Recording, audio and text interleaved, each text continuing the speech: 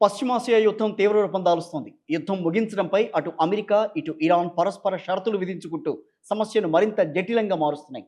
యుద్ధాన్ని ముగించేందుకు అమెరికా అధ్యక్షుడు Donald Trump 15 షరతులతో కూడిన శాంతి ప్రణాళిక ఇరాన్ ముందుంచారు. తమ షరతులకు ఒప్పుకుంటే ఇరాన్పై ఆంక్షలు ఎత్తివేస్తామని, విద్యుదుత్పత్తి ప్లాంట్ల నిర్వహణకు ఆర్థిక సాయం కూడా చేస్తామని ప్రతిపాదించారు ట్రంప్. అయితే అమెరికా ప్రతిపాదనను సమీక్షించిన ఇరాన్ షరతులు తమకు ఆమోదయోగ్యంగా లేవని స్పష్టం చేసింది. అంతేకాకుండా యుద్ధం ఎప్పుడు ముగించాలో నిర్ణయం తీసుకునే అధికారం తమకు మాత్రమే ఉందని ఇరాన్ కరాఖండిగా చెప్పింది. ఇందులో భాగంగా కొన్ని కండిషన్స్ కూడా పెట్టింది ఇరాన్.